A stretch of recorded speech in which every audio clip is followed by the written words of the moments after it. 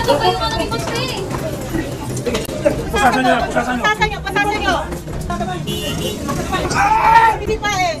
Jomina! Jomina! What's your purpose to doing that? Because we are immigration and this is the Philippines. This is not China. Now you have to go with us and follow our rules. Go now! Bago tayo mag-umpisa ay huwag mong kalimutan mag-subscribe sa channel na ito. At pakipindot na rin ang bell icon para lagi kang updated sa ating mahalagang balita. Multinational village sa Parañaque City ni raid ng NBI kasama ang mga kawani ng immigration. Kasunod ito ng reklamo ng mga residente na dumarami na ang mga Chinese national sa kanilang lugar. At dito nalaman ng mga taga-immigration at NBI na wala palang mga passport at kaukulang dokumento ang mga ito. Pero bakit nakapasok sila sa Pilipinas at nakapag-operate pa ng kanilang mga negosyo sa bansa nang walang kahirap-hirap? Nasa 30 ka Chinese national ang nahuli ng ating mga tropa na walang may pakitang dokumento.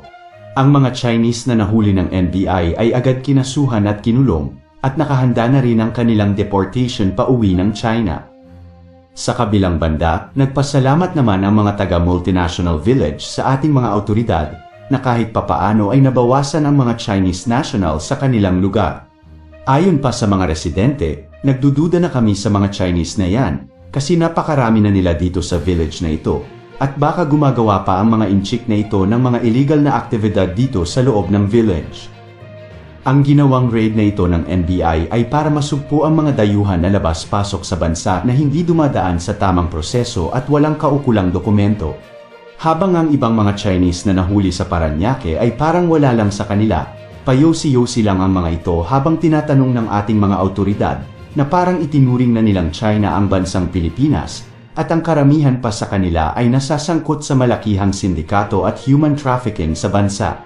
What's your purpose to doing that? Because we are immigration and this is the Philippines. This is not China. Now you have to go with us and follow our rules. Go now! We're not hurting you. Sir, relax.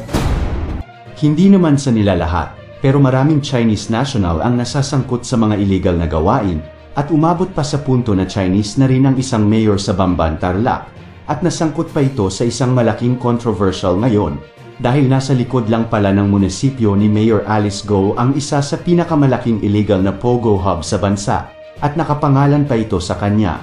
Dito pa lang ay masasabi mo na malawak na pala ang kanilang mga illegal na aktibidad. Ikaw, idol, sang-ayon ka ba sa pagpapadeport ng mga Chinese national sa bansa na walang kaukulang dokumento? At ano ang masasabi mo sa patuloy na pagdami nila dito sa ating bansa? Hanggang dito na lamang po mga idol, maraming salamat po sa inyong lahat at mabuhay po kayo.